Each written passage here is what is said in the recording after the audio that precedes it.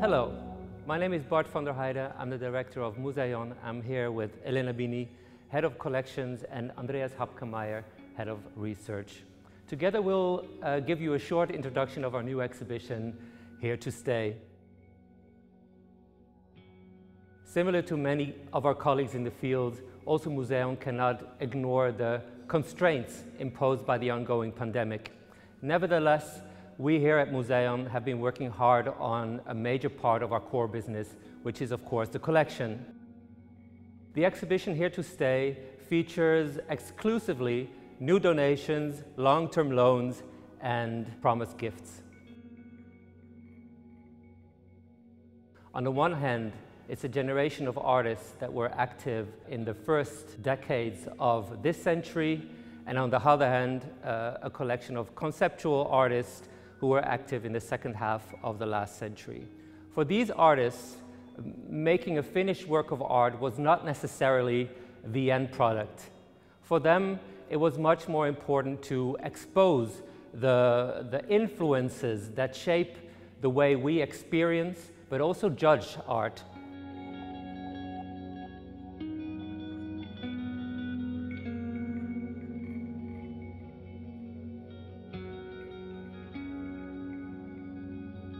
Here we are in the introductory space of the exhibition, and we already immediately encounter 4 major works within this exhibition.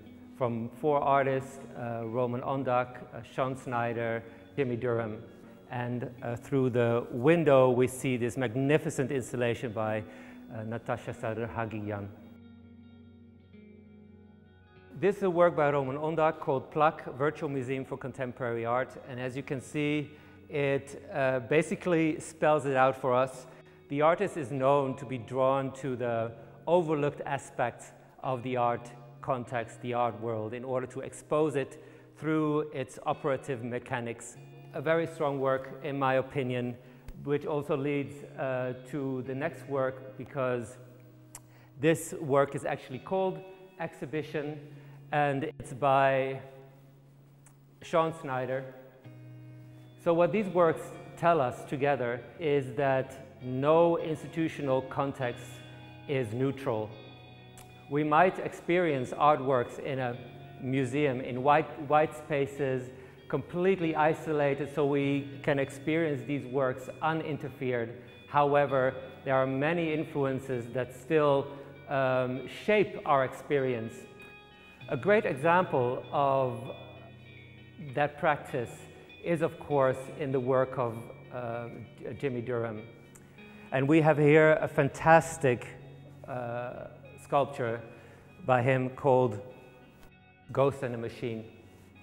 We see a copy of Pallas Athena, the goddess of knowledge, technology, and warfare. She is placed together with an old fridge, which takes the shape of a plinth. But for this occasion, the goddess is not placed on top of the plinth, but is actually bound together as convicts. It becomes like a Janus face, a face with a front and a back, because you see a beautiful repetition of the knot of the garment of Pallas Athena and the knot on the back of the fridge. And so it's very much like questioning who controls knowledge, who defines knowledge. So the next room is actually our previous library. And I think, for the works that I want to introduce to you now, this is actually quite a significant element for me, because the library is not anymore in this building. It went to the university, and so what you see here is basically a monument without its voice.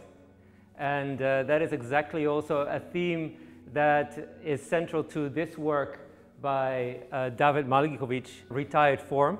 His interest was very much about what is the fate of monuments that lost their significance due to changes in history. These are monuments that are made for the commemoration of the fallen soldiers in the Second World War, but that have been in the 90s very much demolished and became the target for vandalism. These are monuments that are deprived of their political, propagandistic significance, and how can they become new, surfaces to project on. In the same room we have Pratchaya Phinthong, a work that is called Dusty Relief B-mu. The work is placed at a location that is easily overlooked, placed on its own packaging material, so it looks as if it is ready to be hung or ready to go to storage, or maybe even ready to be discarded. The fact that the surface is punctuated violently might already suggest a direction to an answer to that question. With this act, the artist, of course, exposes the rapid obsolescence of these types of architecture.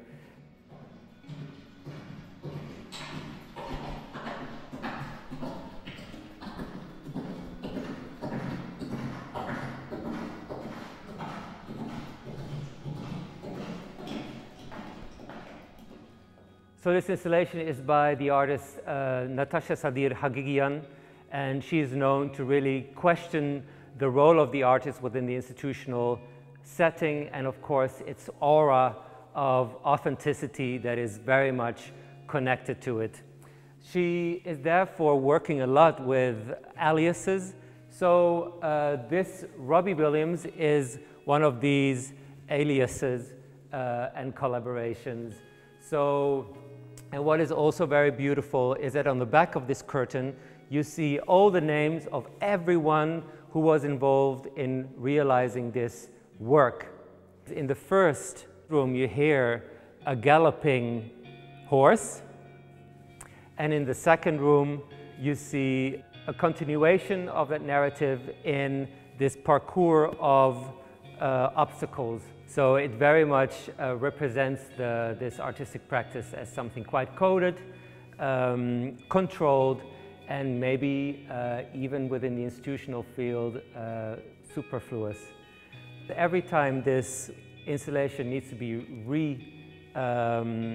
reinstalled, the list needs to be added with new names of the people who were involved. So in that sense, there is always an open end. That is actually a great also link to a more historical position of Franco Vaccari, in which his work is actually also never finished. Ci troviamo nella parte della mostra dedicata a un artista italiano che è Franco Vaccari. Vaccari nasce a Modena nel 1936, dove tuttora lavora, dove tuttora vive. Nella sua produzione artistica utilizza una molteplicità di media molto differenziati tra di loro, che vanno dalla fotografia, che è un mezzo che lui utilizza molto spesso e a lui molto caro, fino al video, dal film alle azioni partecipative, fino ad un'intensa attività teorico e critica. In queste opere lui avviava un processo creando un allestimento e poi era il pubblico nel corso dell'esposizione che lo portava avanti. A fine esposizione l'artista ricalcolava un po' il tutto e creava un'opera a parte, come in questo caso, in questo dittico, dove durante la Biennale nel Padiglione Italia l'artista aveva posto al centro una macchina Photomatic, quelle classiche macchine fotografiche che si trovano nelle stazioni o nei luoghi pubblici, e aveva scritto sul muro una frase dove invitava i visitatori e le visitatrici a lasciare una traccia del loro passaggio. Un altro esempio presente in mostra di esposizione in tempo reale è questo nucleo di opere proveniente dall'archivio di Nuova Scrittura ed è l'esposizione in tempo reale numero 21 del 1993, sempre esposta alla Biennale di Venezia.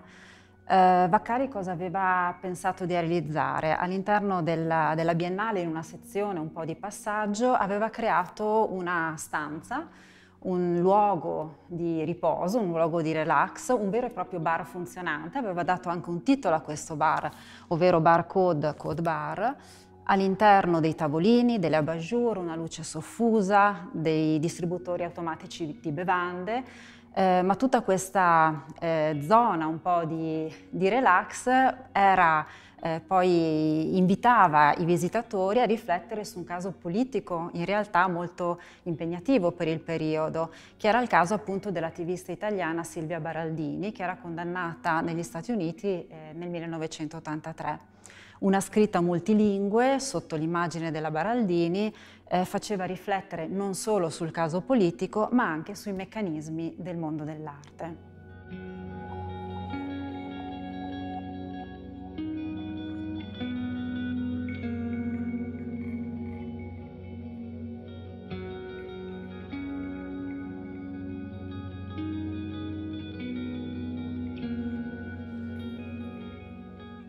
Das Werk von Berty Skuber hat einige besondere Merkmale.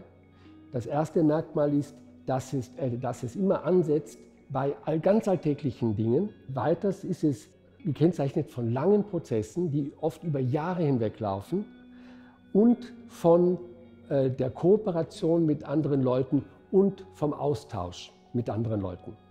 Und da haben wir ein sehr schönes Beispiel hier vor uns liegen. Und zwar sind das Briefe, Blätter, die sich Berty Skuber mit Ray Johnson ausgetauscht hat. Ray Johnson war ein Amerikaner, hat in New York gelebt und gilt als der Begründer, Erfinder der sogenannten Mail Art. Er hat Werke geschickt an Leute, in dem Fall an Berty Skuber, und sie hat etwas auf diese Werke gezeichnet. Man sieht das zum Beispiel da. Und ein weiteres Beispiel ist dieser Briefwechsel, den wir hier sehen. Das sind 250 von über 500 Briefen, die Berty Skuber im Lauf von 30 Jahren einem Freund geschickt hat, dem Neurologen Wulf Becker-Glauch. Sie hat ihm geschrieben und er hat immer wieder mal geantwortet. Und diese über 500 Briefe hat sie nach dem Tod des Adressaten von der Familie zurückerhalten und über Paolo della Grazia, den Sammler von Archivio di Nuova Scrittura, haben wir dann diese Werke ins Museum bekommen. Das Prinzip des Austausches geht auch bei den Werken bei dieser Serie weiter. Wir nennen sie die Labels, weil sie aus Kleideretiketten bestehen. Das Werk heißt Under Penalty of Law, ist eigentlich 70-teilig. Das Museum hat 12 davon erworben im Laufe der Zeit. Wir haben gesagt, der Austausch erfolgte in diesen ganzen Fällen über die Post, und dabei ist das Thema der Briefmarke aufgetaucht. Berty Skuber hat eben Briefmarken aus aller Welt bekommen und hat dann begonnen, hat gesehen, dass sehr viele Briefmarken wichtigen Frauen gewidmet sind, und kommt sozusagen mit diesen 42 kleinen Bildern zu einem feministischen Statement. Und vielleicht versteht man jetzt, wie bei Berty Skuber eigentlich ein Ding in das andere übergeht und wie letztlich alles miteinander verbunden ist. We placed these more historical focused presentations on Vaccari, Skuber, bang in the middle of all these amazing photographs, media installations and sculptures of artists that produced the works between 2000 and 2010. The reason for that is that we really see a common interest between these two generations, and hence we've decided to really introduce important themes for the younger generation of artists through the works of an older generation of artists. The work From a Legacy of Neglect by Ryan Gander was originally part of a much larger group of works that he made for a pavilion of Le Corbusier, which is now in Bologna. For this project, the artist completely turned this pavilion into a time capsule And what we see here is part of it. This particular work, From a Legacy of Neglect, Contract, is basically exactly what it is. It is a contract. It's not a work of art, because a work of art can only be realized 50 years after the opening of the original project. So, as the project was opened in 2006, the work can only be shown in 2056. Here we see the contract that secures that act, that allows access to the vault of a bank in Bologna that has the instructions for the artwork.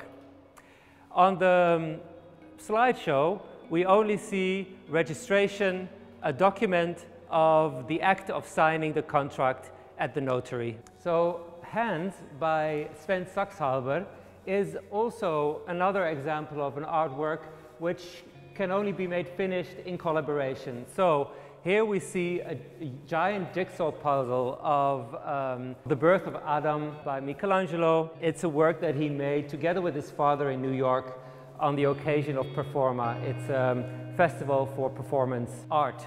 As you see, it's unfinished. It basically shows the end result of the time they spent together making this puzzle.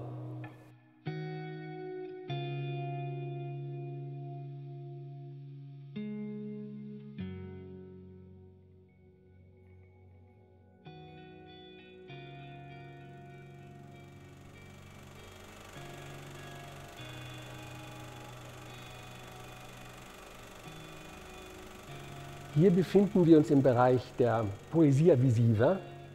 Poesia Visiva ist eine italienische Strömung, die Anfang der 60er Jahre entsteht und sich ausschließlich mit Medienbildern beschäftigt. Man kann sie, sagen wir, im Umfeld der Pop-Art ansiedeln, nur im Unterschied zu dieser ist die Poesia Visiva sehr gesellschaftskritisch.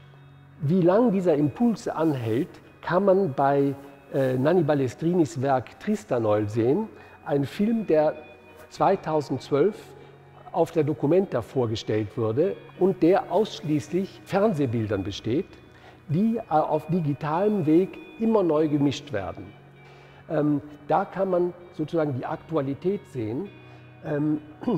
Woher das aber kommt, sehen wir hier besser, und zwar Zeitungsausschnitte, die Bilder und Texte kombinieren. Und das Material stammt aus den Massenmedien, soll aber in dieser neuen Kombination die Massenmedien und die dahinterstehende Gesellschaftsform kritisieren. Was noch interessant ist, dass eine zweite Generation von Künstlern dann das sozusagen explizit macht. Wir haben hier die Blätter von Lotta Poetica. Lotta Poetica ist natürlich eine Analogiebildung zu Lotta Continua. Es ist sozusagen der gesellschaftliche Kampf, der von den Dichtern und von der Dichtung geführt wird. Und das ist vielleicht wichtig, dass eben auch die Dichtung als in jenen Jahren, 60er, 70er Jahre, dass auch die Dichtung als Teil dieser gesellschaftlichen Veränderung begriffen wurde.